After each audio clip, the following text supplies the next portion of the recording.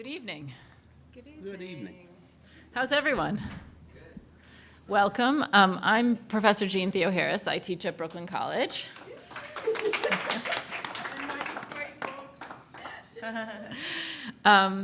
And I wanted to welcome you to this first of two-night panel on our new book, which is called The Strange Careers of the Jim Crow North. And so what I thought I would do is I would start and sort of introduce the book and kind of how we got here. And then Kamosi would talk a tiny bit more about the kind of larger project. And then tonight we're going to hear from three of the authors in the book. And then we're back here tomorrow night to hear from more authors. So it's like a two-night extravaganza. So it's really exciting. We're really grateful to the People's Forum for hosting us and for hosting us for 2 nights and sort of giving us this space to sort of talk about a bunch of different places and issues of the Jim Crow North. So a little bit about the origins of this.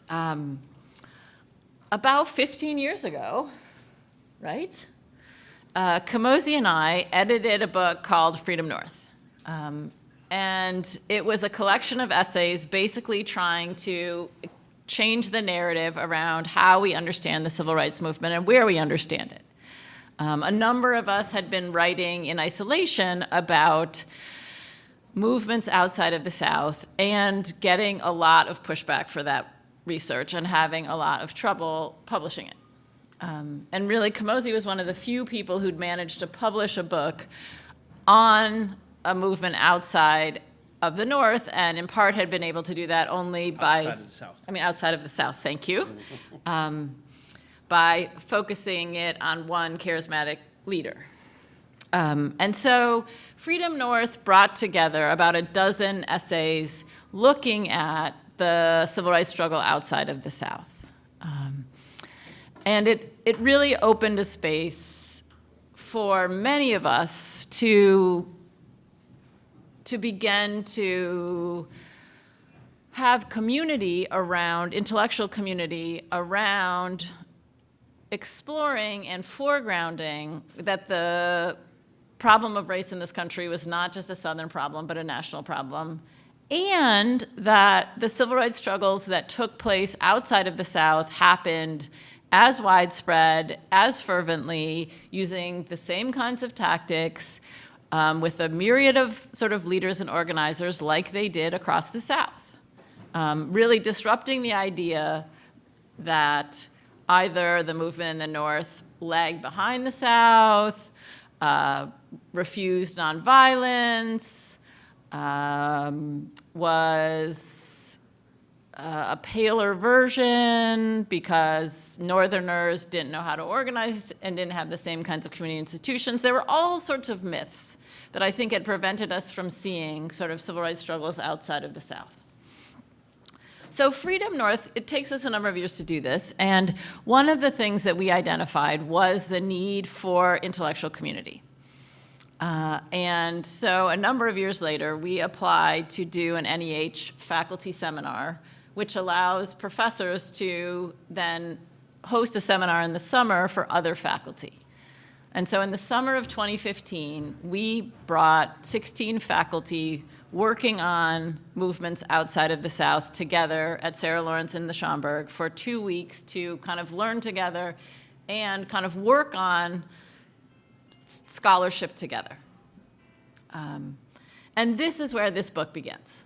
It begins in that seminar in 2015 and all the different projects that people brought to that table to share with each other. And at the end of the summer, we talked about what we wanted to do, and there was a sense that we wanted to kind of do a new anthology because in many ways, kind of working collectively that summer, we had kind of pushed past even some of the insights we had had in Freedom North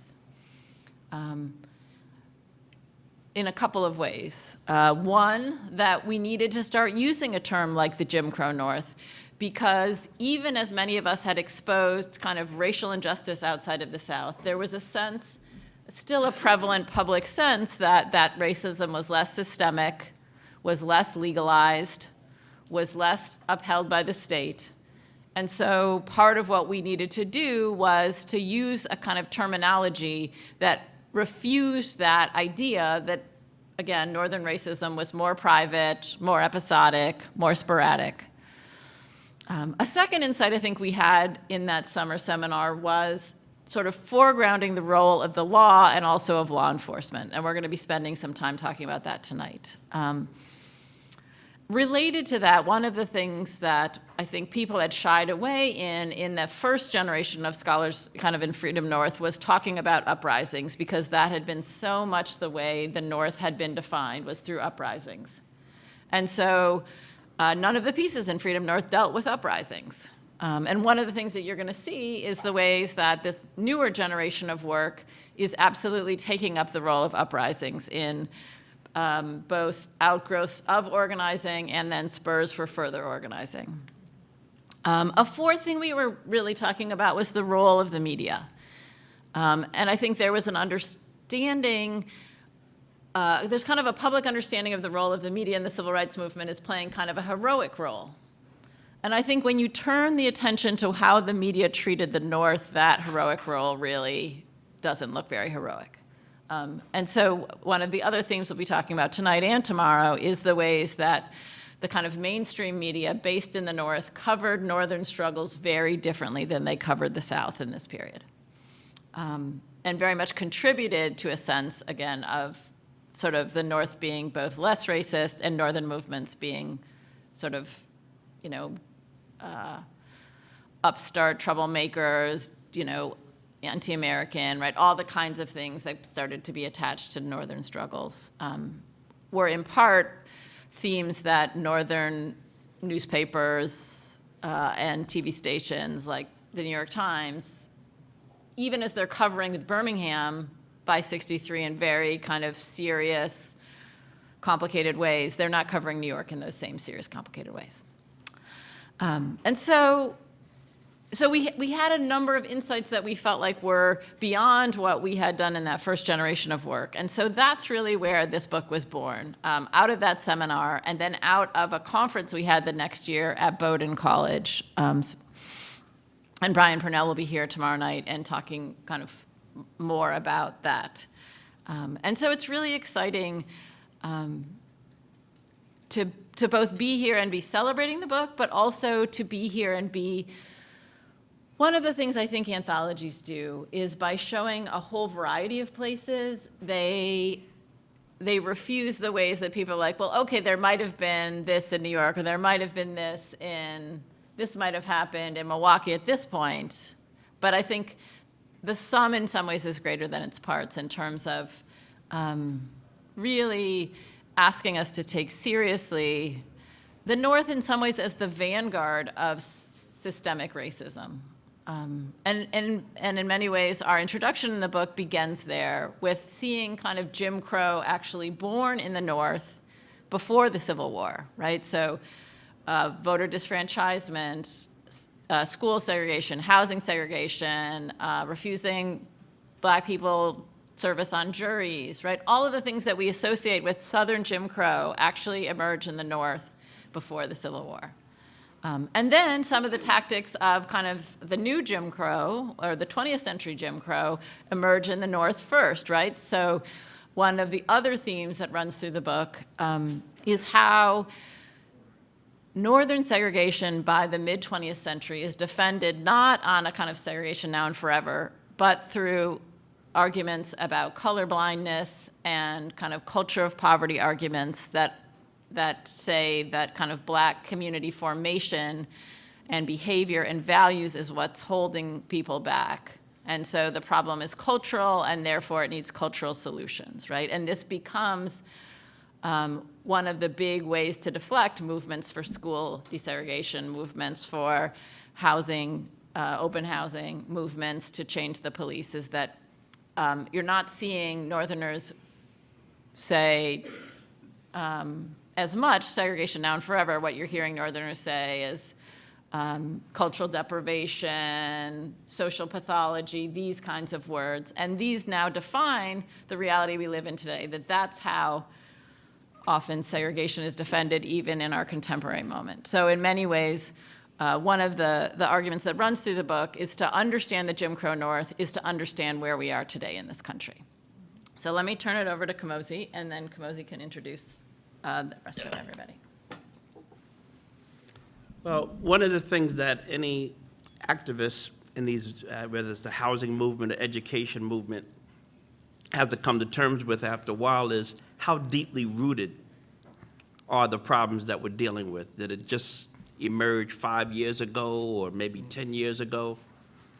And, you know, the more you, and then when you see the problem reemerge, you say, well, gee whiz, I thought we solved that problem. You know, how does it keep coming back? And the more you study it, the more you see that this has been, that Jim Crow was born in New York, right? It wasn't any Jim Crow before New York. And that it goes back to slavery here and emancipation and the whole 9 yards there. So, so this book is trying to grapple with that. C. Van Woodward came out with the book Strange Career Jim Crow quite a while ago, and he led people to believe that it started in the South. And then he began to correct himself a few years later, but he said that, and he was the foremost expert on this subject, that he didn't know anything about racism in the North. From Yale, that was his statement there. So, but you know, just like Malcolm X taught us that language is so important in trying to frame these things, and by just, it's like the North just had a little bit of racism, and just man up and deal with it, right? And if you couldn't do that, something must be wrong with your family, or you know, talking bad about your mother, and all those kinds of theories they had at the Ivy League schools. So we thought that to use the hard term Jim Crow North would fix the subject so people would focus on it for a while. Of course, the other era, I think there's a couple of books actually have this thing as Jim Crow moves north, right? Which leads people to think, okay, Jim Crow wasn't here in the beginning, so somebody imposed this Jim Crow on New York, or something like. You know, New York had one of the worst race riots in American history. What was that, 1863? The draft riot where they burned the black community out and stuff like that. And ethnic cleansing is a long-term theme in New York. Stuyvesant Town, right? So the way, if you, so some of these patterns are kind of important, so we see what Trump is doing. So you know what's going on here. First, the language of pathology against the people you're going to target. So they did that to the black and Puerto Rican workers who lived in that neighborhood. And then they promised you this white paradise. So if you look at the advertisement for Stuyvesant Town, still got live in this paradise community, right? And we need to remember that Thurgood Marshall actually lost the case. He won the Brown case and he lost the Stuyvesant Town case. The New York Supreme Court said that American apartheid was constitutional. So we, you know, that's what we're wrestling with here. So anyway, I think I'll leave it there, and then we'll go into, I don't know what order you guys got good, man. The chapters. Yeah. So I guess I'll go first. Uh-oh. Is my head out? I can. Oh, I don't know.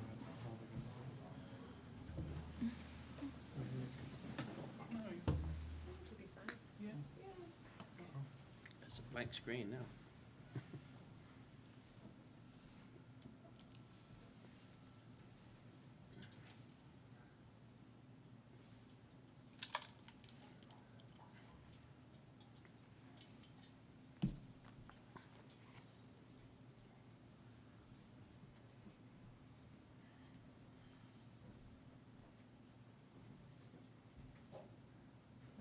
Something's happening. There it is. There it is. Thank Can you guys see past my head? You sure? Okay. So, good evening. I feel like I should still My name is scoot this Shannon way. King. I teach at Fairfield University. I'm going to talk for a few minutes about the book and then sort of connect my work to the book. So one of the things that Jean mentioned, as well as Kamosi, is the importance of pathologizing black people. And one of the ways that was done in the case that I want to talk about is through the media. So on the one hand, you both have this question of pathologizing black people, but you also have it played out through the media. And so this played a really important role in sort of thinking about segregation and especially violence in New York City, because one of the major issues that obviously we're still dealing with is police brutality. But another issue that was always tied to police brutality was this question of safety, right? And so while some would call this black on black crime, I try to frame it as a question of safety and also as a way of talking about intraracial crime. And there's Brian Purnell. How you doing? Again, one of the things that's important is the role of the media. Another important part in the book is criminalizing and pathologizing black folks. And it's important to sort of focus on those particular strategies because that's exactly what it is. So instead of talking about the absence of providing services, in this case protection, to black people, right, the media, in the case that I'm talking about, Police Commissioner Valentine and Mayor LaGuardia, who's often viewed as the most liberal mayor in New York City's history, are the ones who are in many ways using this language while at the same time framing a lot of their politics around a certain kind of another issue, colorblind or cosmopolitan politics in such ways where they're using this language of openness while at the same time punishing black people. So the images that I'll show will get at some of that. So the chapter is called "A Murder in Central Park: Racial Violence and the Crime Wave in New York City during 1930s, 1940s." And this is a quote from James Baldwin. Part of what the work tries to do in a larger project is to sort of think about the 30s and 40s as this moment where one can begin to see the ways in which crime and policing sort of develops to such a degree that by the time you get to the 1964 Harlem Riot, and also in Bedford-Stuyvesant, and this language of occupation, you could already see it in the 30s and 40s, but it's not as developed and articulated until that moment, especially within the context of decolonization. But you can already sort of see these issues, and so I like to show the ways in which occupation is not just, in this case, a New York thing, but it's representative of a lot of urban areas in the 60s. So this is Mayor LaGuardia, who is the mayor for 3 terms, and this is Police Commissioner Louis J. Valentine, who from the very beginning was using a discourse around violence.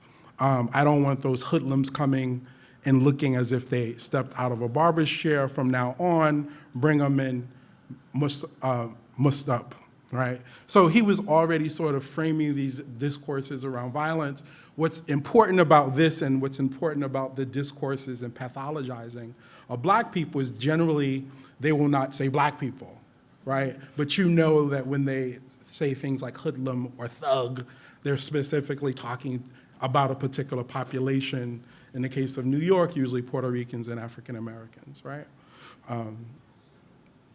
So part of the language that I tried to sort of make sense of thinking deeply about the major themes of the book, I sort of coined this phrase, what I call Jim Crow policing, right? Which is this idea that if all citizens deserve the public good of safety, if those citizens aren't receiving the safety, then that's a form of Jim Crow, right? It's a form of Jim Crow policing.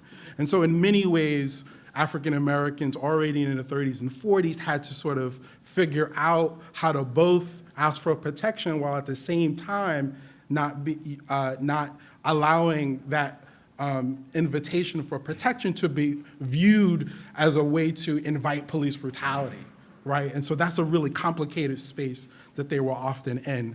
And so here's just a newspaper article looking at the absence of police actually protecting black women in the late 30s. Again, this is just another case. Again, police brutality. So again, part of this question becomes, how do you, on the one hand, request safety while at the same time make demands around the safety of requiring police to respect your dignity and not to over-police? And so you have this really complicated tension between over-policing or police brutality and under-policing, which I call a politics of safety.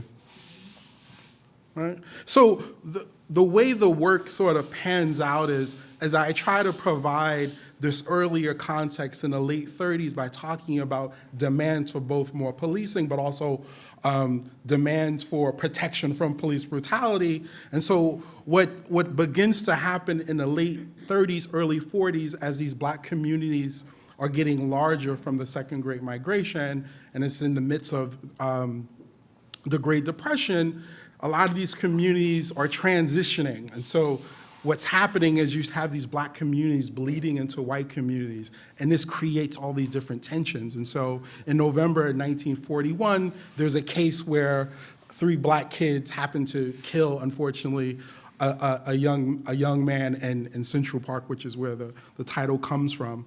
And so, interestingly, although in the case of the 30s, African Americans were asking for police protection, all of a sudden when it happens to a white youth in Central Park, you get this flood of newspaper articles in the New York Times, right? So again, you didn't have the same kind of coverage in the New York Times for Black folks, but now you get it for white folks. And so you see you see this language of hoodlums hunted in fatal stabbing, crime outbreak, and you can sort of see the dates. And then you begin to see how, again, sort of looking at this binary, where on the one hand, in the case of the 30s, late 30s, even early 40s, you do not get Black folks protected, but all of a sudden you have 250 police officers coming into these sort of transitional areas, quote unquote, protecting the community. And really what they're doing is engaging in violence towards Black folks, right?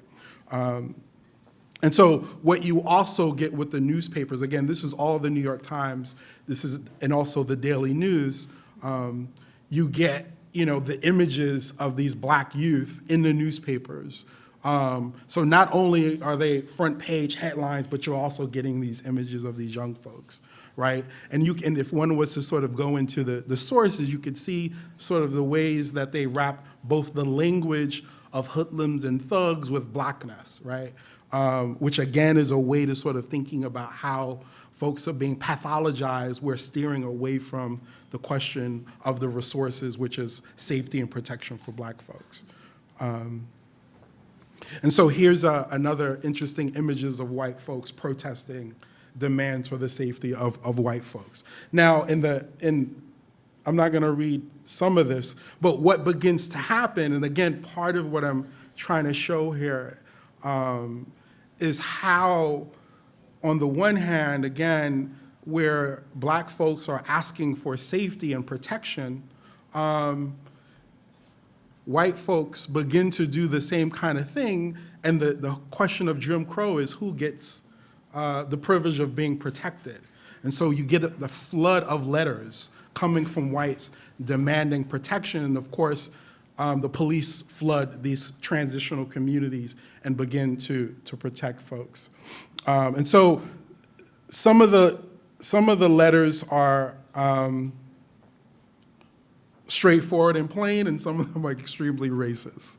And so part of what I try to do is to tease out both ways in which one can use language or liberal colorblind language at the same time, still focusing on how one is sort of framing criminality around Blackness without using the language of thug, et cetera. And then some of the other letters are just straightforward racist and pretty violent.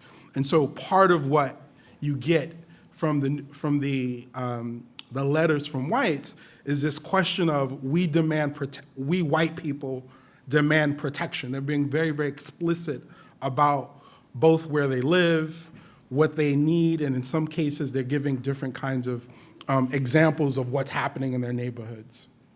So some of these letters are speaking to that. And you could probably see, or you probably can't see, but So the police of New York have not cleaned out the gangs of N-word thugs who molest the white people and other, et cetera, et cetera. And so part of what happens and part of what's important is that what you begin to get is this critique, this heavy critique on LaGuardia.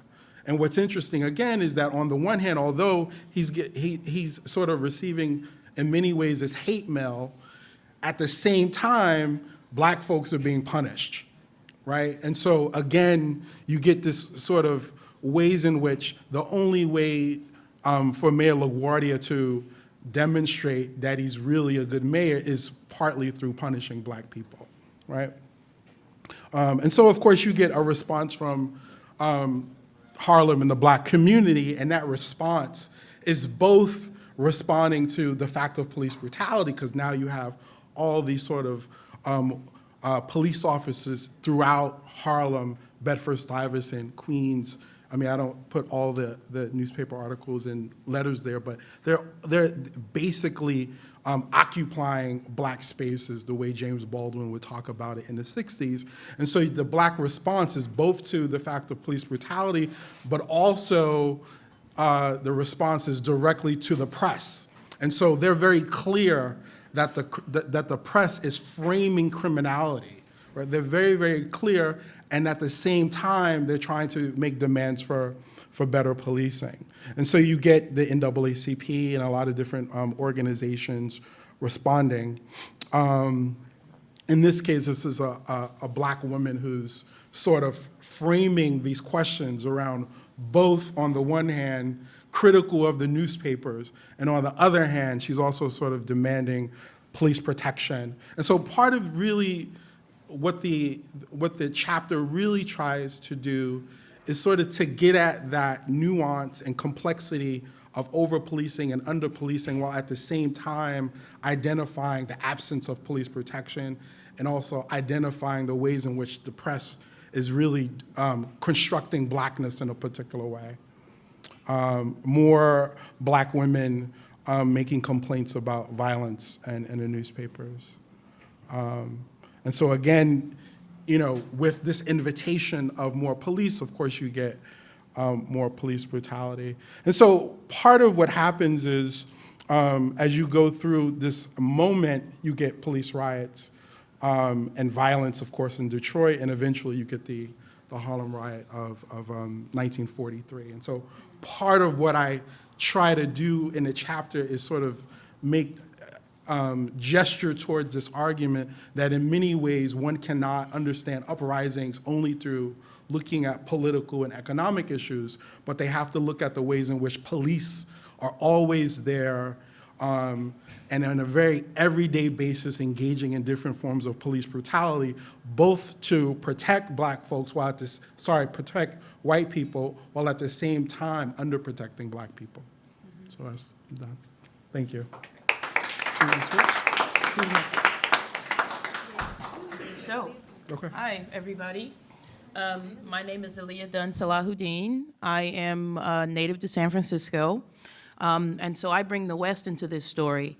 I descend from people who migrated to the San Francisco Bay Area in the 1940s, and so I'm a second-generation African-American San Franciscan who grew up in a really large African-American community, but also saw that community diminish over time to now there's only 3% African-American people in San Francisco. But African-Americans and African-American history and the Black freedom struggle in San Francisco was really a key part of not just developing the culture and the larger civil rights movement within the nation, but also in raising the consciousness. So it's no coincidence that ethnic studies starts in San Francisco. It's no coincidence that the Black Panther Party starts right across the bridge. And it's no coincidence that I'm here talking about the Jim Crow North, because San Francisco is often seen as this liberal hotbed, one of the most liberal places in the country.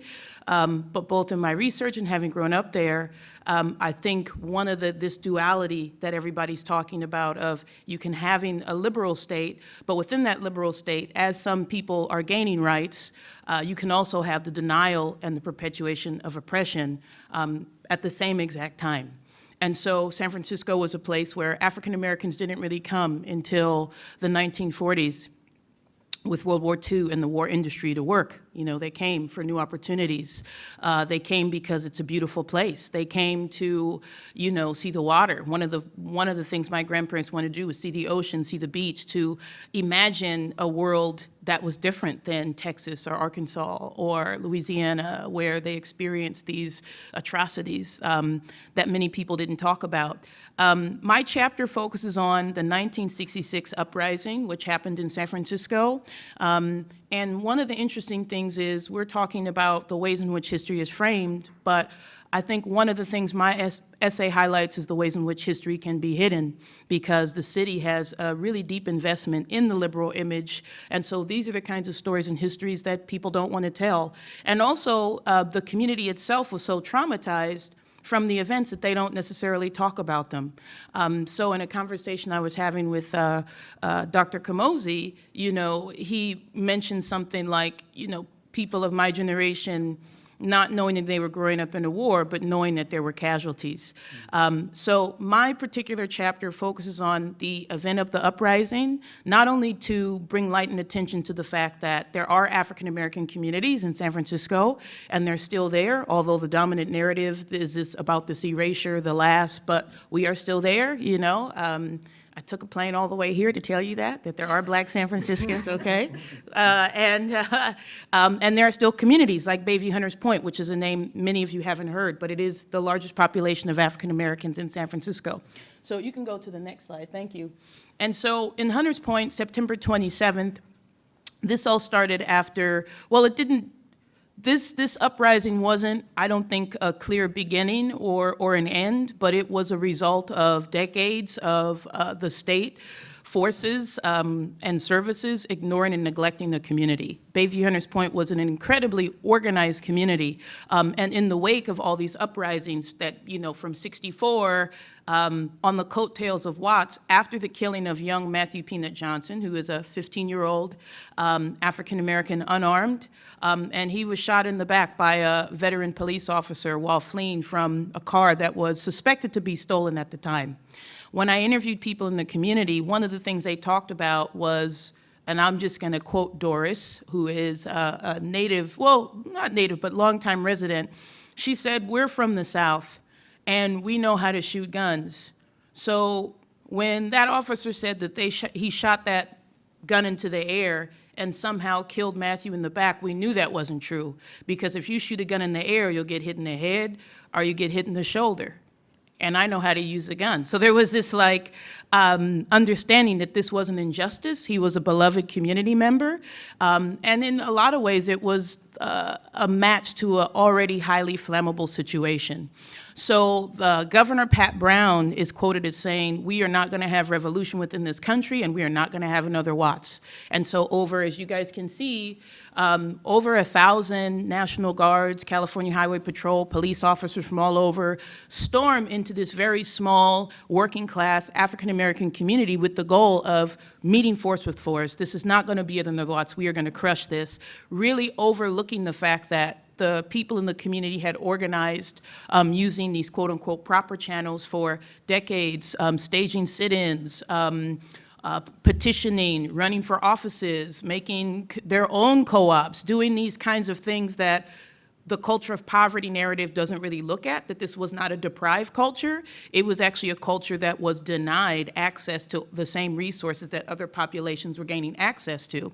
And so if we go to the next slide, one of the other, I think, important things to highlight about that I want you to walk away with, knowing about San Francisco, is that there was a strong movement and sister movements happening simultaneously throughout the North to combat the same forces that people were identifying in the South, right? So this is in 1961, and this is, and all these photos, by the way, are, you can find, they're from the San Francisco Historical Society and the Public Library, and they're in the footnotes, if you, just to give credit to the librarians and the photographers and all the people that make these sorts resources available to us.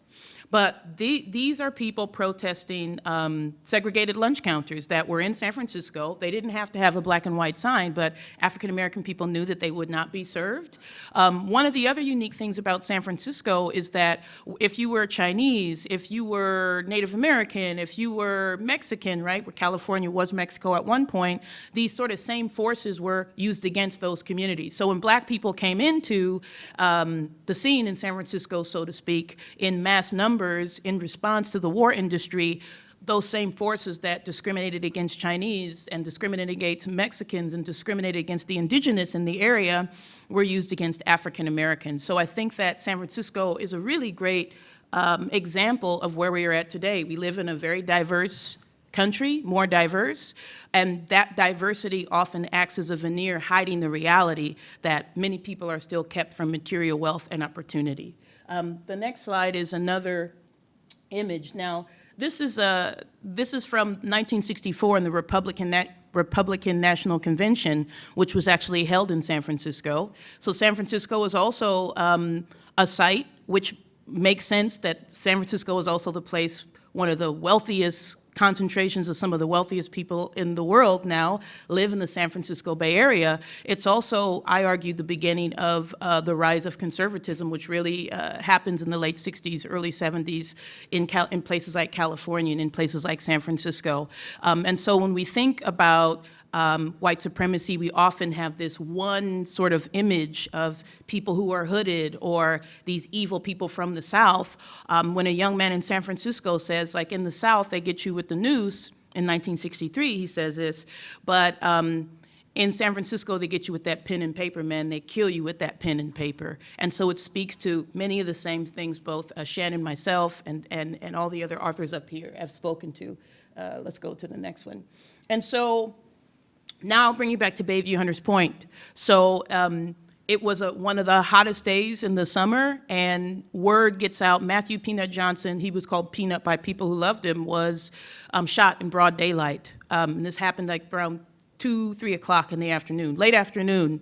And the body was there for at least for over an hour before people came. So people watched him die. I talked to people who said, you know, my son saw him die and nobody helped him and he was worried about himself. So I think my essay really looks at not just the forces of Jim Crow itself, but what happens if the anguish of a community or the needs of a community are not addressed. And I also argue that the same circumstances that created these uprisings we live within today. And so it resulted in 3 days of unrest. There were 10 people that were shot and killed. You can keep going. These are just some images from Bayview Hunters Point. Yeah, you can keep going. And this is the image I use for the chapter, because for me, I look at these people and I see my uncle, I see my cousins, I see my brothers in the faces of these people. And it's unfortunate that these faces and these images are still things that we see today. You know, the uprising itself is not what the chapter is about. It's about the circumstances that lead to it, and then also the backlash the community got once the uprising is over. There wasn't a lot of material damage to the city per se, but there was a deep wound caused in the community. And as a result of the uprising, there was continued lack of neglect, almost as a systemic punishment. And so places like the Bayview Hunters Point Community Center closes.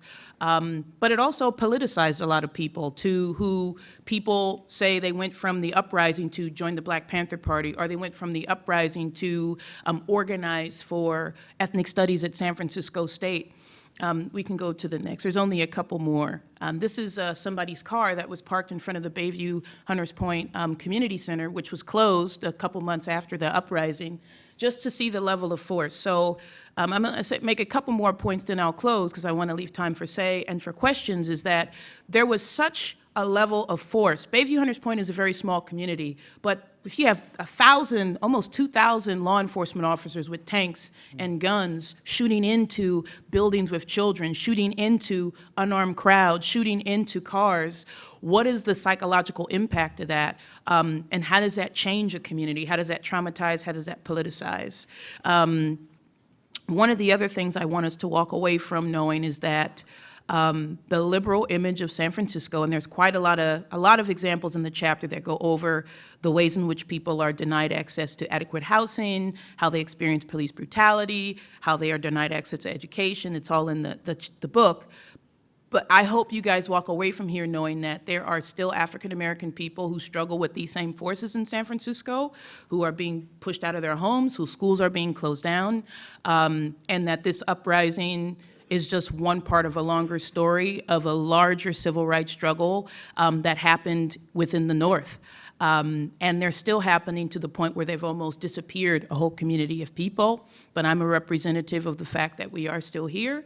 And I think this work is so important because it's important because we live within it, right? And so I thank you for your attention, and I hope you enjoy the chapter.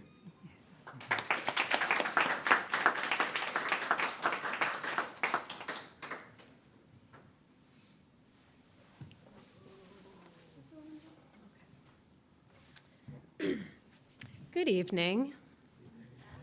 Thank you. I'm Saya Bergen. I teach and work at Dickinson College in Pennsylvania. And I have an essay in the book that in some ways... I don't know how to do this. You don't know how to do this? No. I don't know how to do this either. Can anybody read the actual? Click on the first slide. Oh, this one? Open in Google with Google Slides at the top. You got the students, thank you. In the To middle, the middle, above the this one? first picture. Oh, Yep. hilarious. There you go. We're crowdsourcing I've that. never used it before. Yeah, I made it really difficult. There you go. Hey. Okay. Okay. And then, no, we don't want a tour. Click present at the top of your right. Thank you. Present. Yes, fancy.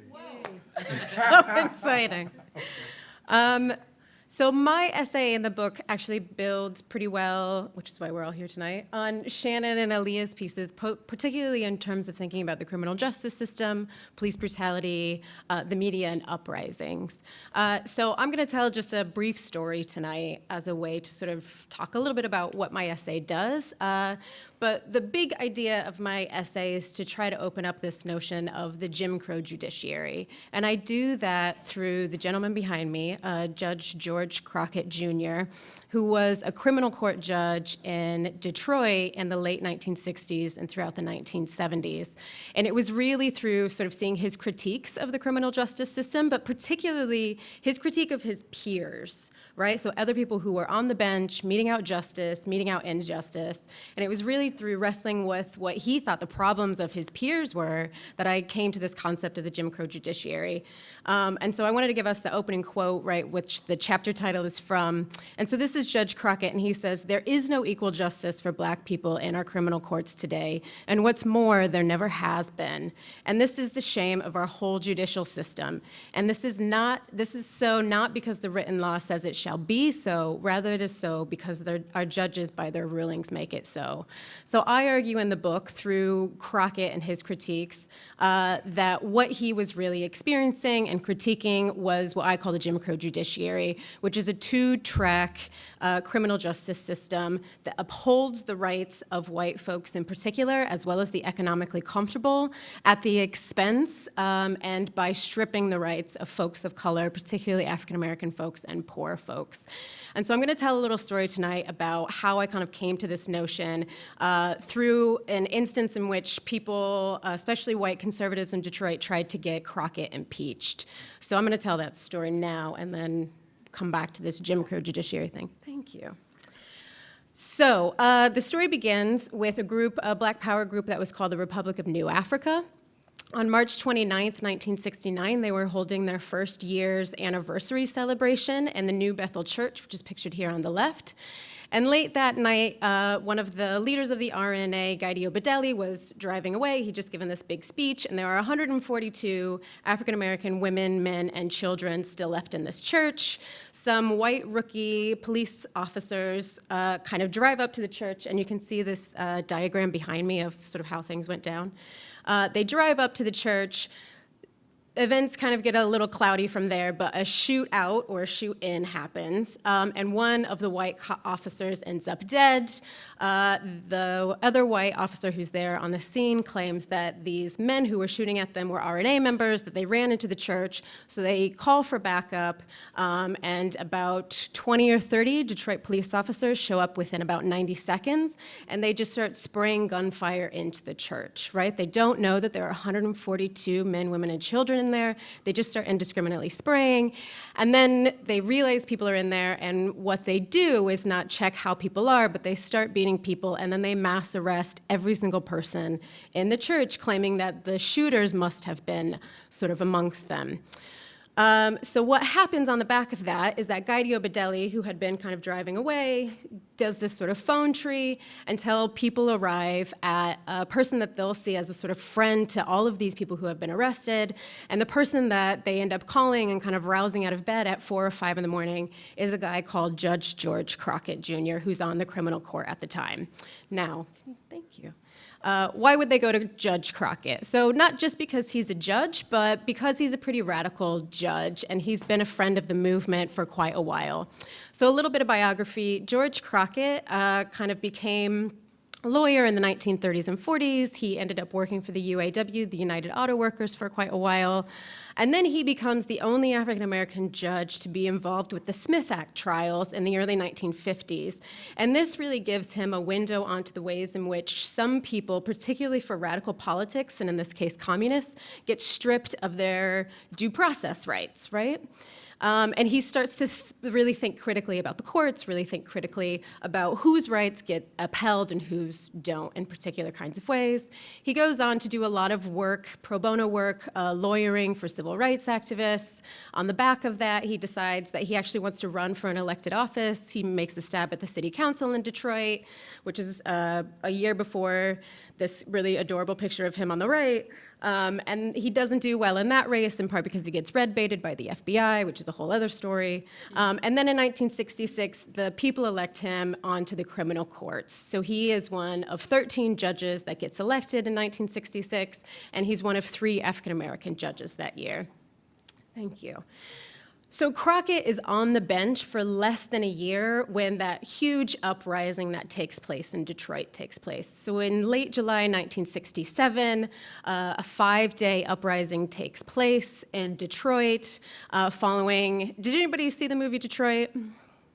Good, great. It's a terrible movie. But right, it's 5 days of uprising that happen after a sort of after-hours establishment gets raided. 43 African-American folks die. 43 people die. 33 of them are African-American. Most of them die at the hands of the National Guard and/or Detroit police. It's a very, very violent affair. It's a police riot, as John Conyers would say, and to borrow Shannon's phrase from earlier as well.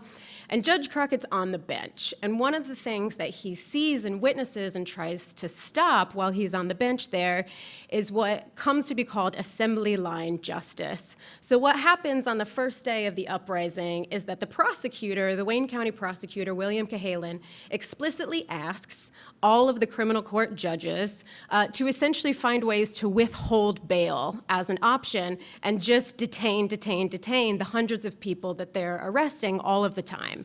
Hundreds of people get arrested illegally because there's a curfew proclamation out, but there isn't. The first curfew proclamation doesn't say that people will get charged. So actually people get arrested and brought into jail and held illegally. The judges are like, that's fine. And in fact, most of the judges, except for Crockett, with the exception of Crockett, just sort of say, absolutely, Cahalan, we're on the police's side with this. Of course, that's what we're going to do. And in fact, if people can meet bail, we're going to raise that bail higher just to absolutely ensure that people can't get out. And Crockett sees all of this happening, and he's having none of it. So his is the only court where he allows people to actually bring in legal representatives that entire week. His is the only court where a substantial number of people are actually set a bail that they can meet. And his is the only court where he tells the bailiff that if he doesn't honor the bonds that people are meeting, then he's going to imprison the bailiff himself. So he really tries to go against, but to him, this is a kind of microcosm of the macrocosm, right? How the court behaves in that week of the uprising is very indicative of how it's treating African American folks who come into the court every single day, right? And so he starts, particularly after the uprising, to be much, much sharper in what he's just not going to kind of stand for. And he, in that kind of way, also starts to gain a reputation and get a lot of attention in the white conservative press immediately, who are already starting to make these murmurings that he needs to be in some way removed from the bench. So all of that is really important to understanding what happens then with the new Bethel. So this is Crockett. Crockett is sort of aroused at 4 or 5 in the morning. He's told what happens at the New Bethel, that all these people have been arrested. And he goes down to the police precinct and he demands a list of people who have been detained, which they don't have. And in fact, most people are still being held on buses in a parking garage under the police precinct at this point. So he says, absolutely not, I'm having none of this. He sets up a court in the police precinct itself and demands, he sort of presents a writ of habeas corpus, which of course means that people have to present the bodies. The police have to come in and say, here's all the people, right? And in that morning, the prosecutors, in fact, moved to release about 130 of the people, because obviously on most of these people, on all of these people, they have no real evidence. And then the prosecutors seek to sort of keep about 9 or 10 people behind because they've illegally run nitrate tests on people. Crockett sees that that's happened. He says, not on my watch. You can't detain people based on this illegally got evidence. And so he releases the people. And it's kind of after he allows for the release of these last 9 or 10 people that sort of all hell breaks loose, particularly with Detroit police officers. Thank you. So over the next few days, this huge controversy kind of gets ramped up by the white press, by the Detroit Police Officer Association, essentially their union kind of right. The Detroit News, which is this very conservative white news outlet, puts out cartoons like this and really scathing editorials about how Crockett is inherently biased because he's African American, about how he can't mete out proper justice, and about how he's a quote-unquote activist judge, right? And they start calling for his impeachment. And his impeachment starts to become this big statewide kind of issue, right? The DPOA, the Detroit Police Officer Association, off-duty cops and their wives start picketing outside the recorder's court and putting out all these statements. It just kind of erupts in hysteria for a while.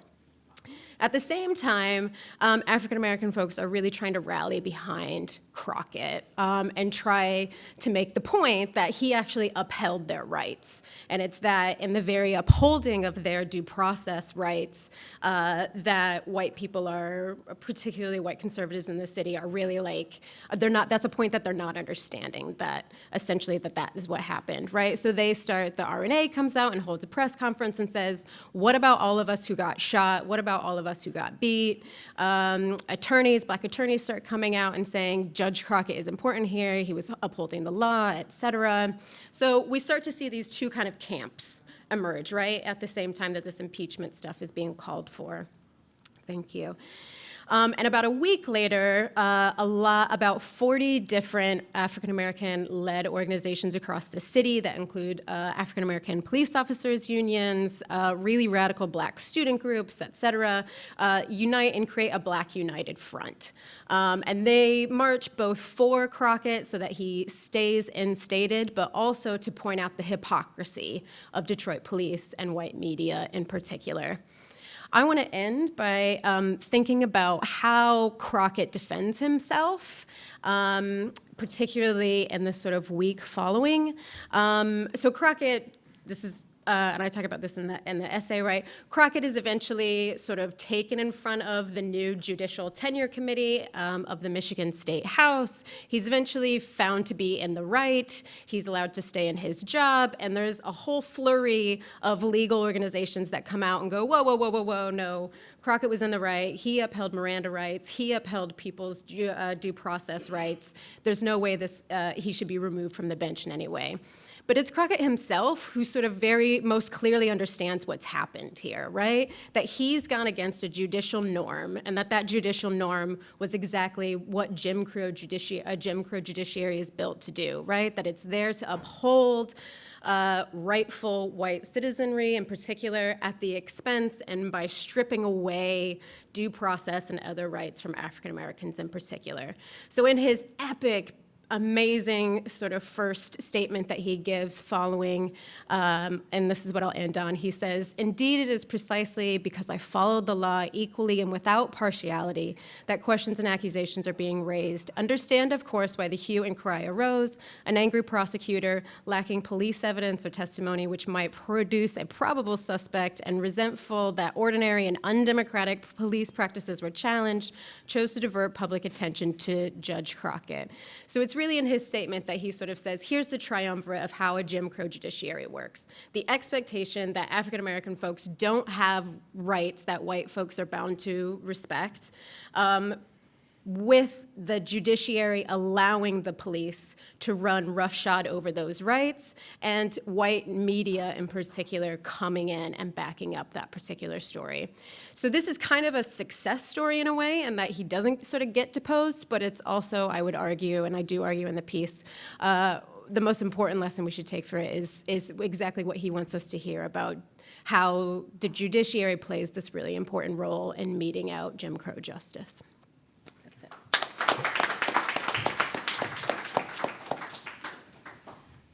So we have some time for questions or comments or conversation.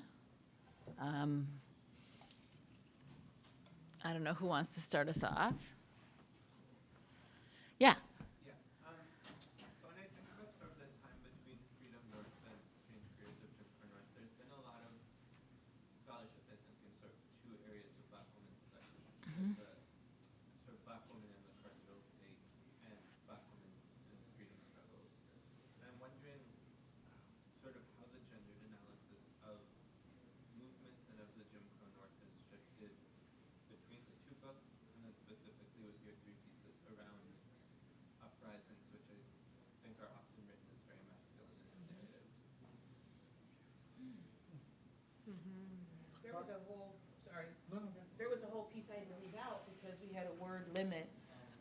And particularly in San Francisco, women played a key role in the organizing prior to, during, and especially after, that actually did get some of the immediate needs met.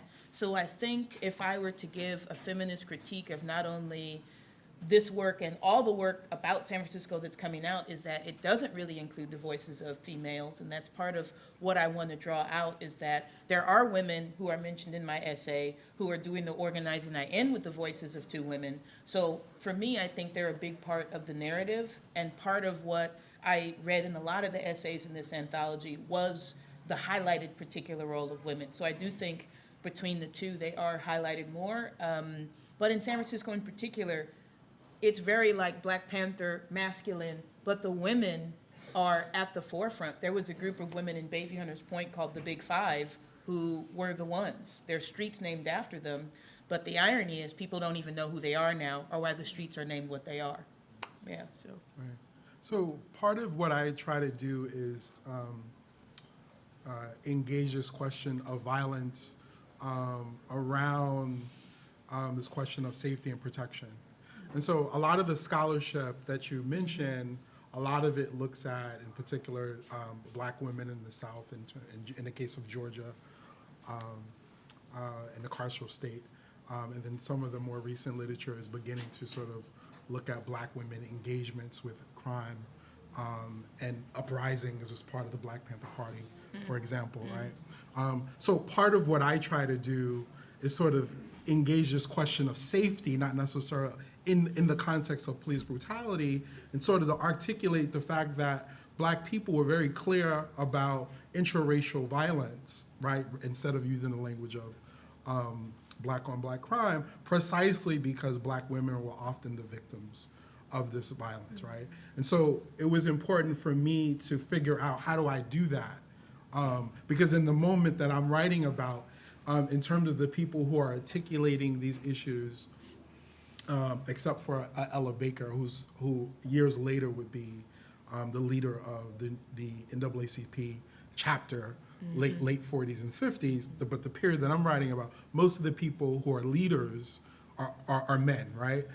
But the women's voices come through the letters, and so it was important for me to highlight that they were articulating these questions around crime, and in many ways they were organized, and in many ways their articulation was very different than how crime was framed by the newspapers, right? So they were able to, on the one hand, talk about crime against Black people by other Black folks, but not to equate criminality with Blackness. And so that was really important, to be able to sort of think about both the framing of crime, but also the ways in which crime was framed as an expression of Blackness, and how, in many ways, Black women were very clear about what was going on in there, and how they were making certain kind of demands. So I don't know if that's, Right, so I work on Detroit, and so it's like, it's, in a way, and I've talked to Crystal Moten, who's gonna talk tomorrow night about this, right, that like, part of like working on the Rust Belt in particular is about it's like a doubling down of masculine sort of understanding of what kind of movements happen there, right? So if we think about the League of Revolutionary Black Workers, like we don't think about any of the women that are involved, like Marion Kramer and other people, right? And it's really hard to kind of pick through some of the histories that are really, really, I mean, they continue, particularly histories of Detroit, really continue to be invested in like where the men are, what are the men doing, and how are they working in this place, and like certainly the uprising kind of history is a kind of a part of that. And so I'm interested in thinking through the ways in which the women have been kind of right there all along, and the historians have just went kind of, like with Marion Kramer in particular, Dorothy Aldridge. So, the People's Tribunal that comes up following the Detroit uprising, that gets started by a woman, and all we remember are these two men who do really, really important work around it, right? But I think the women are kind of, to borrow a phrase from Jean, kind of hidden in plain sight in a lot of ways with some of this history. But I also think that part of what I'm also really interested in is kind of leaning into the kind of masculinity of this sort of, and being like, well, okay.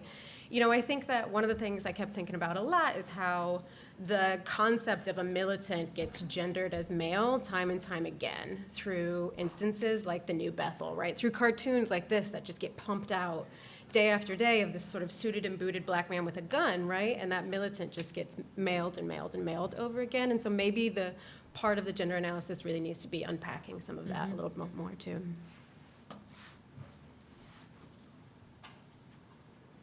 Are there other questions?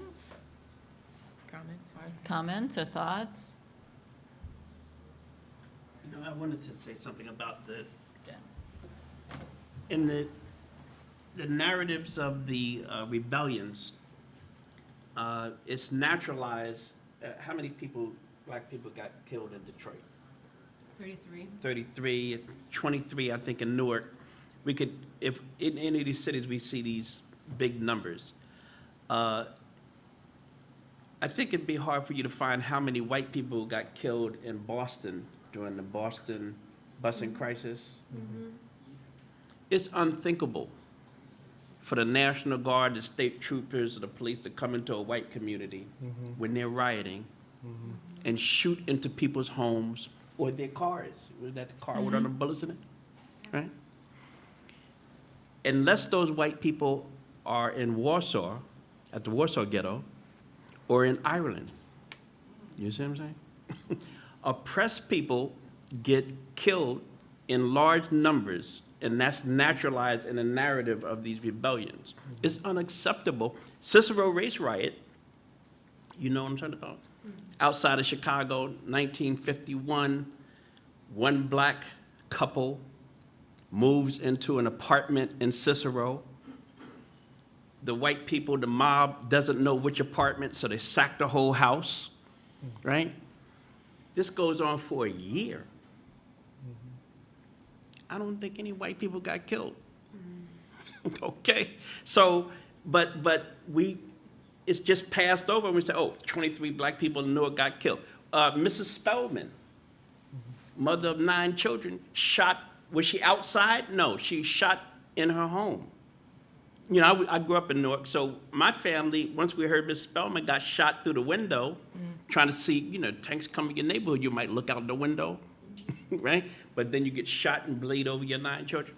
We crawled for a week, staying, make sure you're below the windowsill. All of us, the families did that, right? So that was, and that's kind of a naturalized narrative. I think we need to unpack that to, we're gonna look at this racial oppression and why is it that it's so, because it's still going on, Right. right? But if you like shot one white woman, I don't care what city it is, right? Then there would be a huge outcry about what happened. And we cannot let black life be so devalued that we just have this natural, 100 black people got killed, right? I mean, and we need to give it the same weight we give the Warsaw Ghetto, right? Because it's the same objective when they're killing people. You're suppressing the rights of that group of people. And it's ethnic cleansing.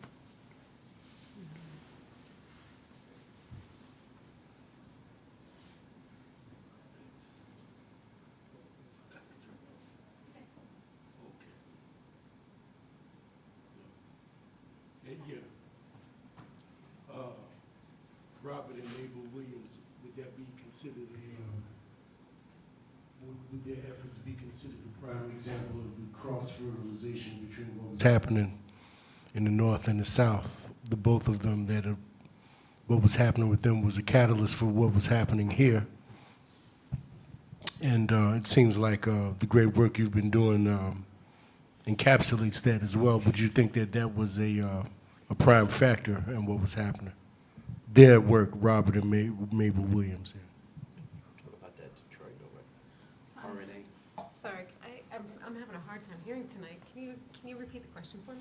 Yeah, the work that was done by Robert and Mabel Williams, would that be considered a prime influence in reference to the cross-fertilization between what was happening here and in the South? Sorry, yeah. Because there's, yeah. Loud and clear now. All Yeah. So actually, Robert F. Williams was made the honorary head of the RNA. So he was still living in exile when the Republic of New Africa was created. Mabel Williams does become an actual sort of chairperson in the organization, but they take really strongly from both Malcolm X and the Williamses, and I think that's a good way to put it. Like the cross-fertilization between the South and the North is really apparent there. Yeah. Well, you also got the circulation of people, right? Robert Williams, as a worker, lived in New York, then he lived in Detroit, then he lived in LA. So people know him. People. Yeah.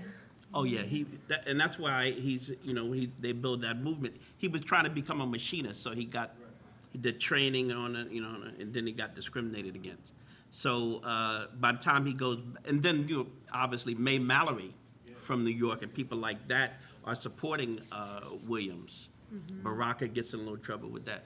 But it's just similar to Malcolm, right? That they have kin and friendship networks, and we kind of forget that part of it that's going on even before there's a movement, right? You have those networks there, and so he has this broad network of people who wake up. Gene, you had something to say about that.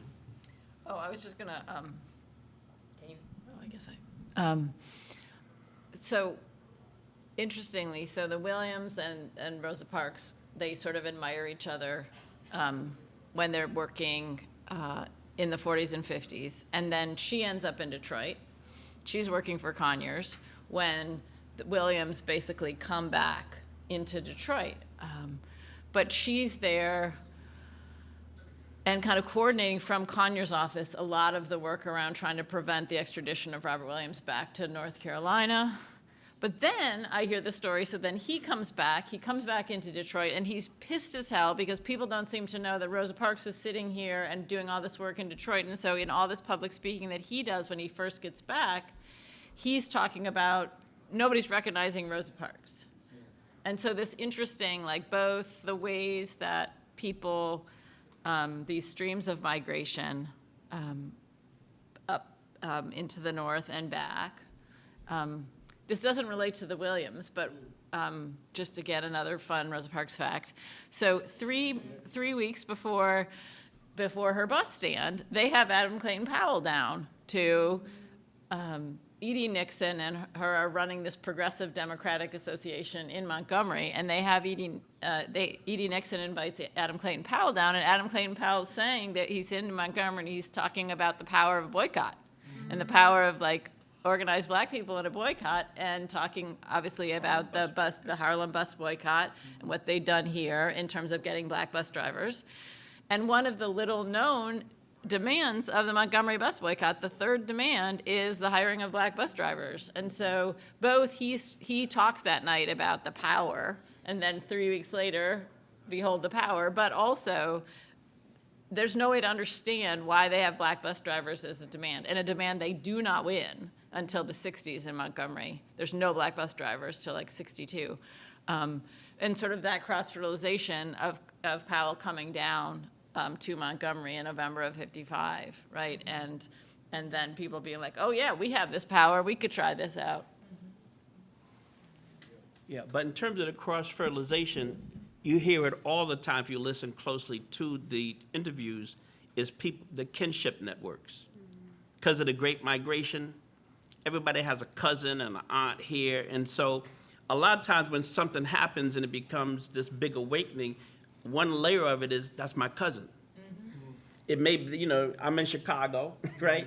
They're in Mississippi, but I was super aware of what was going on in South Carolina because I had kinship network there. My cousin would call me up and tell me what happened in Orangeburg and stuff like that. And I think sometimes we're looking at these archives, we miss that dimension of it, is that people are on the phone, people are writing, people are calling and saying, we need some help down here, right? And the reason you put a little extra, and when Hassan Jeffries had his chapter on the Lowndes County thing, right? Suddenly, you could almost map Michigan based on the Lowndes clubs that popped up, right? So you hit black people in Lowndes County and Greene County, Alabama, and suddenly food clubs and self-support clubs emerge in Michigan. Right? And so that happens to each one of these things. That's why, you do have this national consciousness, right? But there's also that kinship element that's my cousin down there, and I care about what happens to people down there. They're starving them out because they're trying to vote. Yeah, and the role of the black press was really important in San Francisco in helping to facilitate and build that kinship network and that connection. So a lot of the sources I got on police brutality weren't from the San Francisco Chronicle or Examiner, but were from the Spokesman or other black community papers that are being disseminated across the country too and between black communities.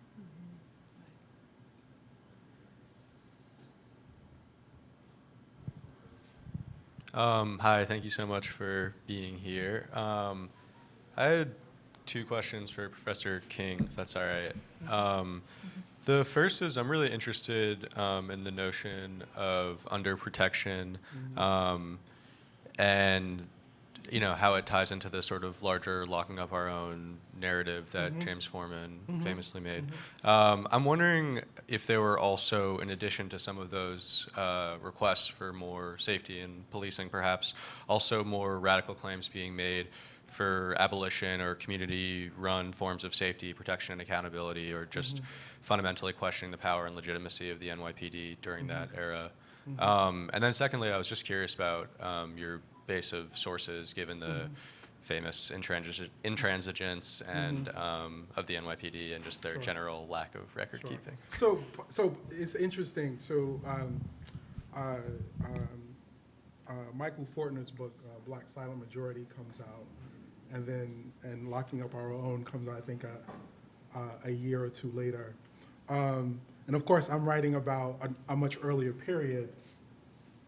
And so I'm sort of thinking about how they're framing their work, and of course, their works are a bit different. Oh, I'm sorry. Their works are a bit different. What we all share is this question of safety, right? So, so what happens is you have the Harlem Riot of 1935, or the uprising of 1935 with Lino Rivera, Afro-Puerto Rican, who is also, so you know a little bit about the story. So what happens is you do get this report, and it never comes out, but it comes out in 1936 in the New York Amsterdam News, the black newspaper. And so one of the demands by the commission was for there to be not quite a civilian review board that we would get later, or that would be fought for in the 50s and the 60s, but more of black people and Harlemites having a say in the policing and having a connection with Police Commissioner Valentine. And so that report and that request becomes the sort of genesis for the later struggles around having a civilian complaint review board. So it starts in the 30s, but you don't really get it until, I think, 1953, but it's still controlled by the police. And so a lot of the struggles that you would eventually have in the 50s and 60s, especially in 1964, 65, is where it sort of blows up, and there's this whole struggle around it. So the language of abolition isn't quite there, but there is this language around, and not quite the language of people's power, but you do get this language around civilians should have a role in attempting to demand a certain kind of accountability with the police. And so the genesis is really in that report. Trying to remember the other part. So the sources are newspapers, right? And I spent a lot of time at the New York Municipal Archives. So I use the mayor's papers. And so you're able to get, so one of the interesting things that happens is that when you do get, let me say this, I'm not that interested in the uprisings themselves. So there are books on both the 43 and the 35, but there's not a lot engaging how it's really wrapped up in violence, which is what I'm really interested in. But what you do get when you do look at the uprisings is you do get the police responses to the mayor. And so what happens is that's the way you get at the police that way. And you're exactly right. I mean, it's difficult to get New York Police, the New York Police Department information. There is a journal, and I can't remember the name of it. I think it could be 1800 or 1600, something like that. But there's a journal, and you can look online if you go to the John Jay webpage. And I forget the name. I forget the name of it. But it doesn't have every year, but it does have 1936. And so the way that they write about the uprising in 35 is so interesting because it's exactly the opposite of what the report says, which is that there's police brutality, that they're racist, et cetera, et cetera. And so it's sort of fascinating. I'm trying to figure out what to do with it because in some ways I want to just linger there, but there's not enough information because that's actually one of the few sources that's actually coming from the police that's outside of the Mayor LaGuardia papers. So NAACP papers, and so a lot of time at the Library of Congress. And whatever you just find things from different sources. But yeah, I don't have any. I mean, I can get things like the annual reports and stuff like that, like statistical stuff. But that's not even broken down by race. And so sometimes you'll get, like the NAACP or National Urban League might do reports. And there's also, there's a lot of different ways to get the information, but it's usually not coming from the police, but yeah. Speaking of women, wasn't it Louise Thompson who wrote the Yes, so she wrote, so she was the secretary, and eventually she I'm trying to remember, her grandson wrote a book on her. Oh, there's a biography on her. I Yeah. don't know if it's a grandson. Yeah, I think it's her But we grandson. have a biography of her now. Louise Thompson. Louise Thompson. So she works on the mayor's commission, and actually she's the go-to person. But I think her great-grandson or something like that just wrote a biography on her. And so, yeah. Yeah. Hi, from 1935, fast forward to 2019. On November 5th, one of the ballot measures questions being asked of New York City voters is about the Civilian Complaint Review Board. And their idea of reform is to add, I think, 3 additional members to it with nothing else. I think they are suggesting up to 18 members, and activists are encouraging voters to vote no because that is not true reform. So I wondered if you could comment on this in terms of, number one, the NYPD, that apparently has taken the position that it is beyond reproach approach, and the fact that there is a groundswell movement for police accountability and control, and that people are not going to be put off by these sort of taking these non-existent not non-existence, but these bankrupt proposals that are being offered instead of any sustainable change to check the behavior of the New York City Police Department. I mean, the politics surrounding the ballot initiative is very powerful, and it has a history even before 1935. So I wondered if you could comment. So on I that. could not, Or anyone. I've read a little bit about it, but I couldn't really speak to it with a lot of substance. There's a great book by Clarence Taylor called Fight the Power, and it looks at police brutality in New York between 1940 and the Blasio administration currently. And so that book gets into it, and he ends around 2013. So in terms of substance, I can sort of speak a little bit to what his conclusion, but I couldn't speak to the case that you're laying out. But a lot of what he lays out is this constant struggle over actually civilians or people actually having real control. And ultimately, a lot of the issues, it seems, falls around the fact that as civilians get more control, there's less money, there's less support coming from the mayor's office in terms of supporting folks, but also ultimately the police commissioner has the ultimate say, regardless of what decisions are made within the committee. I mean, I couldn't really speak to the case that you're speaking to. So There's one other thing, sir, and to the other speakers. The police officer who was involved in the shooting of Amadou Diallo was promoted to the position of lieutenant within the NYPD. Not a word from the Black Miss Leadership class. It just flew by as if it was just eating rice at dinner. That's what it was.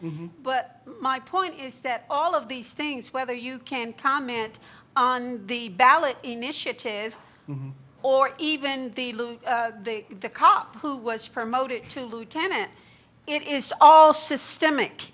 of course, And that you don't have to have necessarily the facts about this case or that case, and that even under the neoliberal mayor, Bill de Blasio, there has been no substantial change, no change at all. It's business as usual. The brutality and murder of both Black and black women and black men. Michael Warren,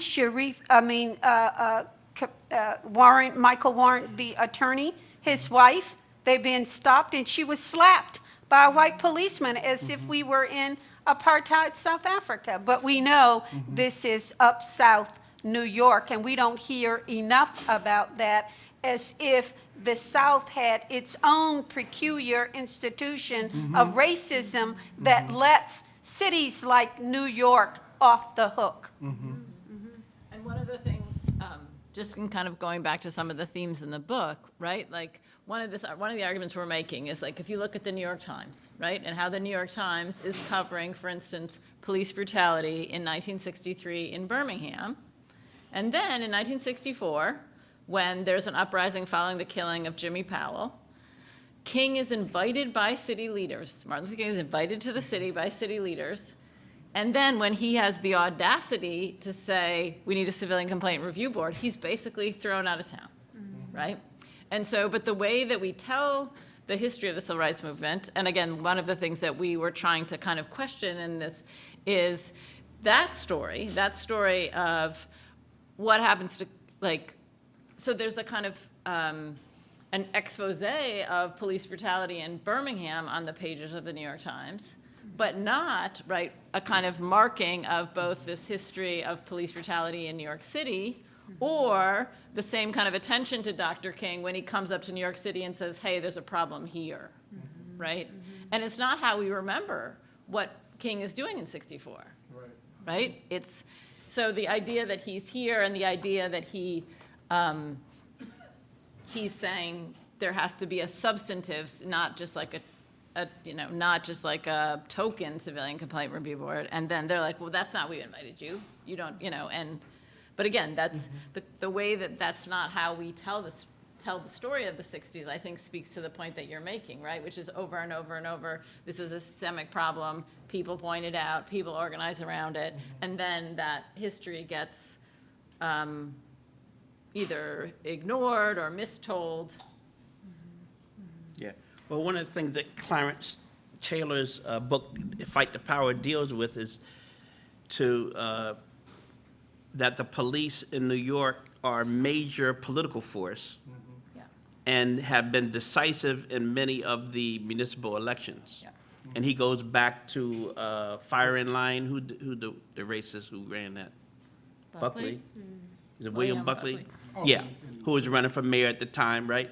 That he based it on his racist campaign about with the police, right, and stuff like that. And we know Giuliani did the same kind of thing to launch his. So I think obviously we've been doing Stop Killer Cop campaigns was a big thing we did in the 80s and 90s and all that. But I think that the new scholarship, the insight is that we're actually dealing with it's not just the police, but the police are a major political force. And the fact that police power in New York goes all the way to Albany. The way they're getting off the hook all the time, they say this is legal. Yeah, I strangled him to death. It's legal. Well, how did that get legal? Right? So years ago, the police had state laws passed right? So this is it's not even just a city struggle, but it's a statewide struggle we're involved in here. So yeah, it's systematic, but we're talking about a very big system that we have to, and I think Taylor's book is a nice kind of required reading for us if we're gonna try to make systematic change, I think, because he's making us think about, because what he's dealing with is all the fake reforms that have happened, right? Like, okay, we've got a furor about this. We want they're gonna give you a fake civilian review board, right? And he covers that in the book there.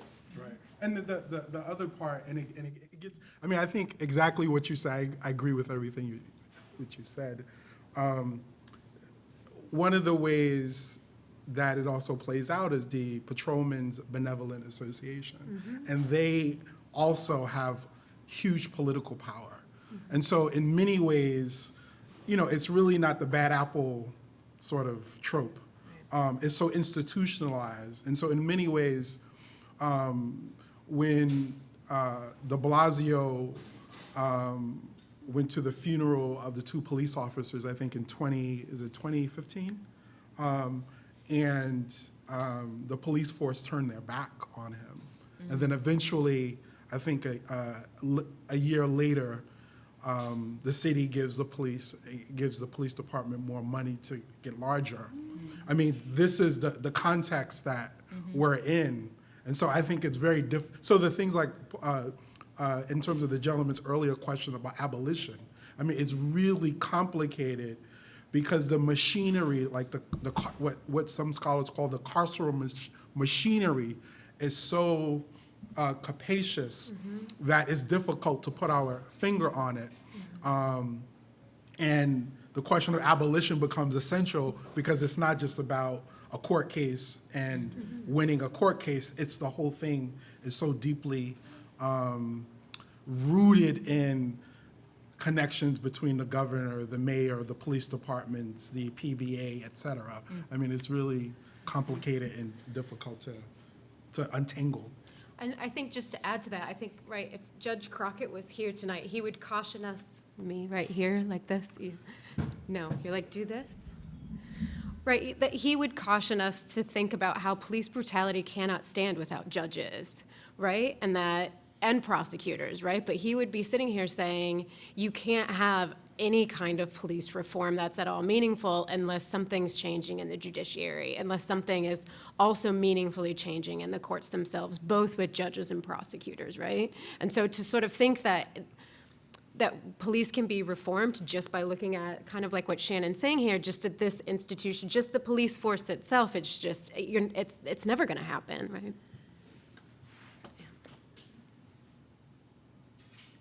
You know, there was a question about, there were, during the Black Power and probably other periods too, there were community patrols. Yeah. So, and women usually were the people on the weekends who would call us to come out with domestic disputes. And they would call us to come out rather than call the police department. Because the police department would come out and shoot your husband or your boyfriend. And we come out and talk to them about that kind of thing. So I think we need to have that as part of our research agenda, is how many communities did. I mean, you know, even before the Panthers, there was the CAP, Community Action Patrol, or whatever it was. They brought the police in San Francisco. There was a Youth for Service patrol that went out to get people off the streets. So community policing is, in the Bay Area, is something that is pretty extensive and decade-long practice there. So that model is out there, and I think we need to think about those things, particularly if we're paying all this money and for people to kill our children, right? And what kind of sense did that make, you know?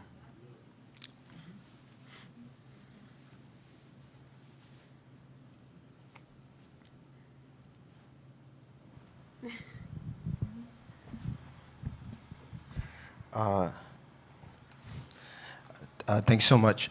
I have a question around community policing, actually, because now it's a tactic that's being taken by the police forces. The NYPD has the block by block, where they were inviting community members to come and speak, and it's kind of like the revival of like broken windows policing, whereas like the cops will now say hi to you when they're intimidating you in your neighborhood. So I just wanted to see if folks had a little bit about that, because it is a tactic that is really coming from like the communities asking for community policing, and they're like, we have a police force, and so we can put this police force more involved in your communities. And also like the policing around gentrification and public housing, where like it goes back to the protection, right?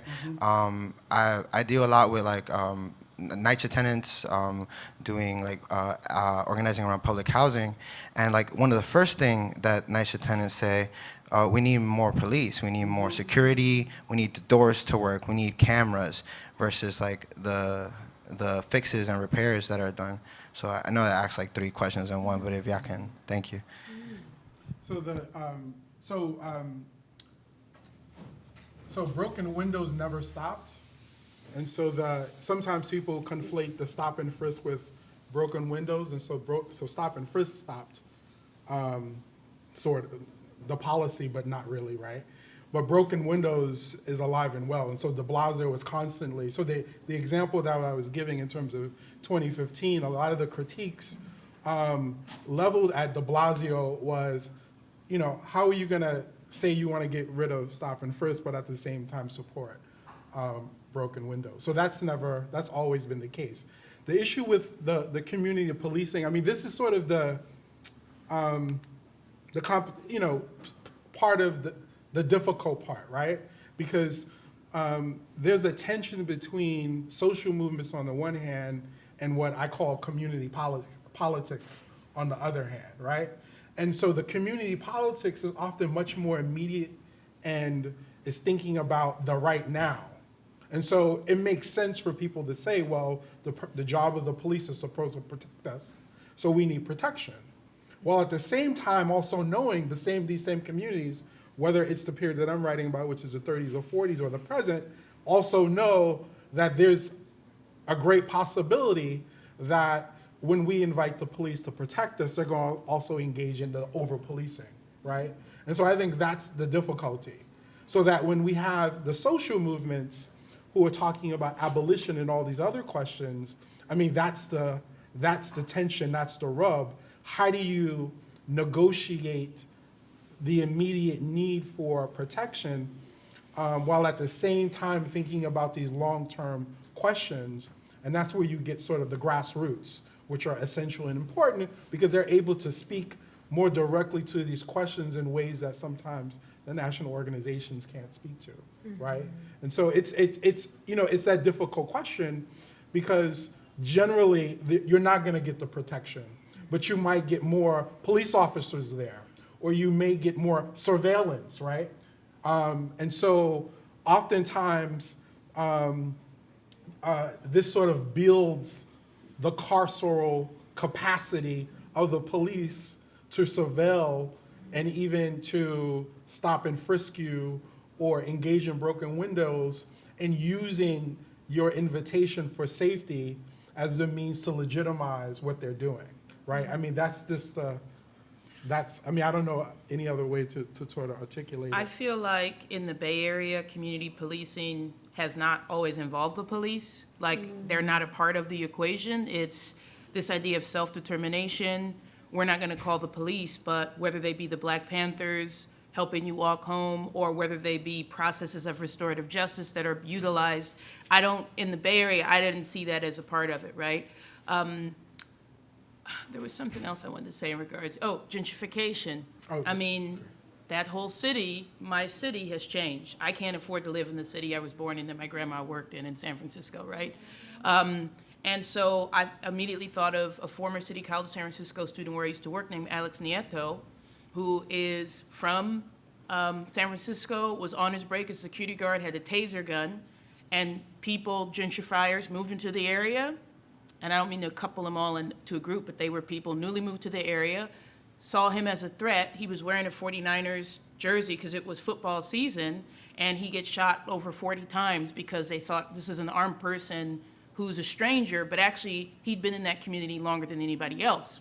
So I think gentrification has the capacity to really make the lives of Black and brown people more vulnerable, and we've seen that played out in San Francisco in our present moment, and I think that the Bay Area has always acknowledged that. So I don't think community policing and community justice has involved the police because the police were always seen as an extension of the state in the Bay Area. They're a bunch of criminals. They were criminals before they joined the police department. That's why they ran off the road. From the grassroots in Harlem, in a public housing complex, they, meaning the tenants and their supporters, have installed cameras on the outside, in the lobby, in the stairway, and in this particular building, they have a radio station. I know because I have a program there. They have not had garbage accumulated in the hallway. The building is clean, and they have a system in which the resident can hook their computer into this monitor system. So when they're coming home, they can see what's happening in the lobby, in the hallway. They have a similar program out of Minneapolis, I believe. And so when someone talked about the grassroots and solutions from the grassroots, as Malcolm talked about, message from the grassroots, people are on the case. Now, public housing, of course, doesn't like this, but they don't bother the tenants because what complaint can they offer? Initially, they said, who gave you permission to do this? And the tenant said, we gave ourselves permission. We gave ourselves permission. Everything quieted down. So people are taking a lead in their communities, in their building. The push out in Harlem of blacks in particular, but black and working class Latino, is on steroids. It is at a pace that is unbelievable. And what we don't hear about is the role of the black misleadership class in pushing out their fellow black residents. The churches are the biggest center. Abyssinian Development Corporation, headed by the Abyssinian Baptist Church, has lost most of its housing portfolio. They've lost it because of mismanagement, greed, and corruption. And when we talk about this, we have to look at how our communities, in addition, are being victimized by the black misleadership class. Thank you. She's gonna write the next chapter for sure. Yeah, I'm with Black Agenda Report, and it's something that we talk about all the time. Yeah. But like most seniors, I have to take my assessment. I think to your point that the other important part is if along with self-determination, we are still paying for taxes, we're still giving into this system so there's a level of accountability that needs to be attached to that too still. But yeah, thank you for coming. Thank you for coming. It would seem that a richer, You know, we all love you, and we all remember you from Thank- decades and decades ago. thanks so much. I had to come back from the Cuba meeting to be part of this. Thank you so much. Thank you for Thank you. coming. Thank you. Well, we need a richer menu for the historical research on some of these solutions. Yeah. I think many of these communities have come up with community solutions, and the children and grandchildren of these two choices there, and they keep asking you, you're against progress Right. if you don't want the cops to come in and beat you up and shoot your children, right? So, obviously, we've had other choices in the past, and we need to go back. And over time, we need to see which one of these things have worked better and where, right? But that is kind of, and we need to be able to interview a lot of these senior activists like Nellie and other people who have that treasured knowledge in their head, right? Because unfortunately, even the politicians we elect are part of the process of forgetting. Yep. Because they don't want to say this grassroots put me in this position, so they want you to forget how you organize yourself. You have a But question? I do think, sorry. We hear from later. But we're from Oakland, California, and they have a system called Neighborhood Watch. And it is now, due to the gentrification, it's in all the communities that they have taken over or So they they use it have against us. came into. And it alerts you on your phone, it calls you on your email, any type of thing that goes on in the neighborhood that one have grew up in and lived around that have not bothered them. So when they are reporting on the email and alerting on your phone, they're talking about the person that is of color, of you. And so that puts you in a lot of You have the barbecue or anxiety, something, right? a lot of anxiety and distress when you're going home into your neighborhood of that now they are uncomfortable because you're in your own neighborhood. And so just imagine on those type of people that are being alerted by the phone that these young men or this woman, or I have not seen this gentleman, pull up in this driveway, or simple things of, oh, this man, he has a new car. Things that I have seen that is being alert, and now you're conscious about that when you're going home, and that puts a lot of even more distress on, just the African Americans that grew up or try to get ahead in that neighborhood, is you're being watched by your neighbors, and not a way to protect you, just, in a benefit of not allowing you to sustain in that area, Gotcha. Did you want to say? Yeah, so I think to this point, actually, so I used to be a community organizer in Pittsburgh in a neighborhood that was kind of rapidly gentrifying.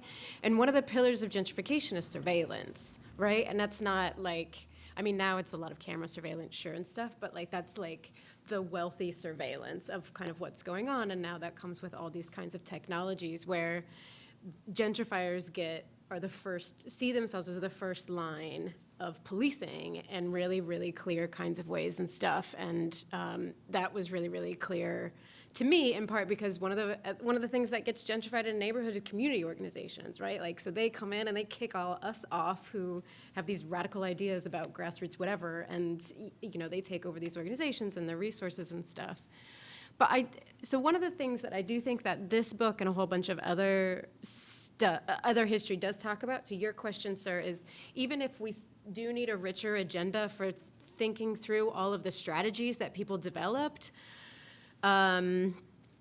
community strategies and grassroots strategies, but what I think the histories do a good job on now is if you want arguments to put out there against the beat cop coming back in, look no further than this book and lots of other stuff, because community policing is an old idea, right? And so I'm thinking in Detroit about the murder of a really well-liked sex worker named Cynthia Scott, who was shot in the back by two white Detroit police officers, and they knew her and they harassed her really, really regularly because they were cops on that particular beat. And as the folks in Detroit would say, community policing is it's still killing you. It's just knowing your name when it happens.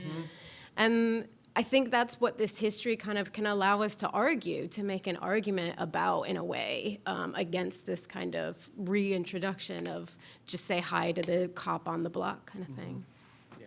Well, that deeply rooted problem of Jim Crow I was talking about, if you look at New York and places like that, obviously one of the roots of the police departments is slave patrols. Yeah. Before there was a police department, slave patrol, right? And in places like New York and Chicago, gangs, right? So in places like Chicago, they recruit from the ethnic gangs that control territories and stop black people from moving to the neighborhood, and then recruit them on the police department.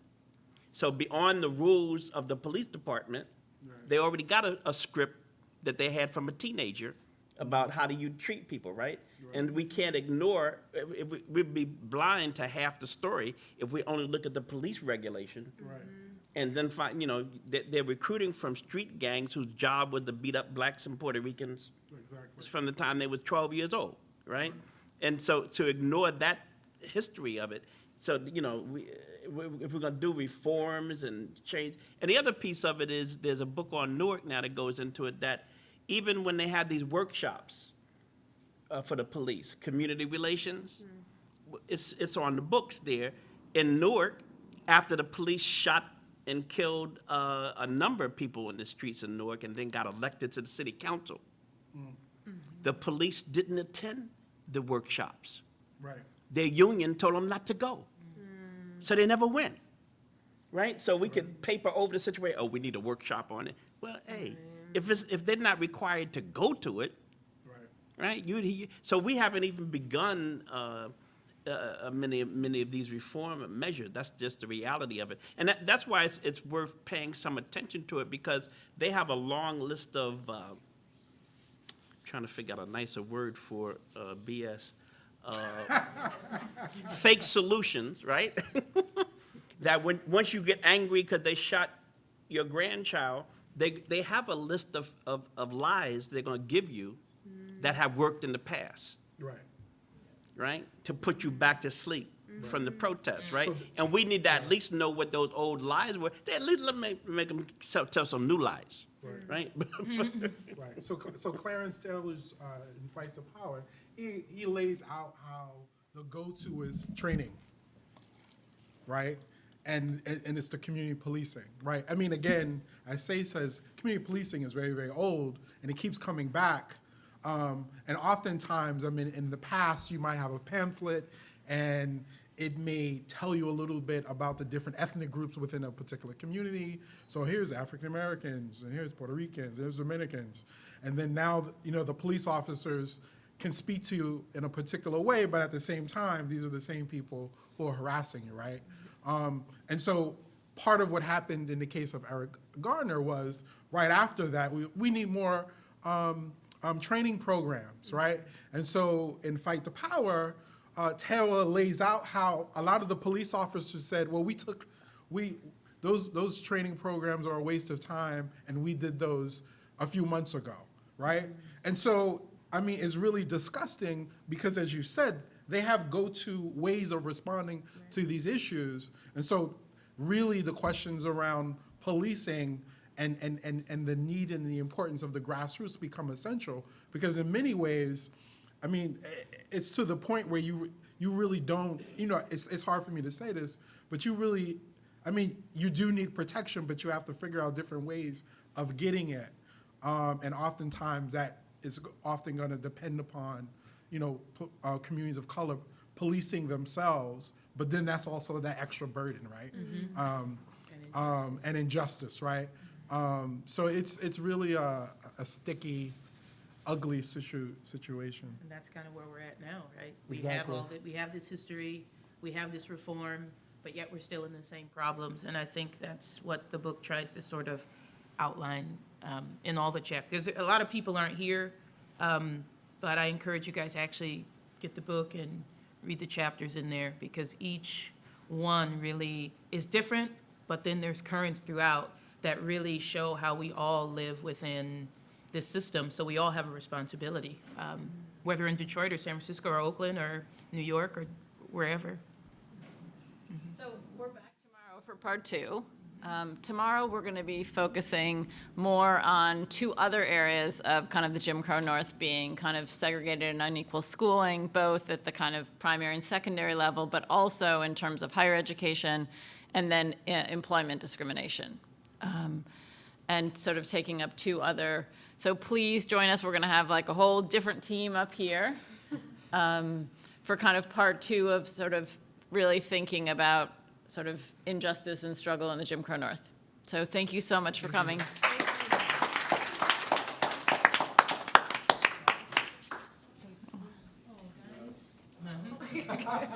Where's a good pub we can get some beers?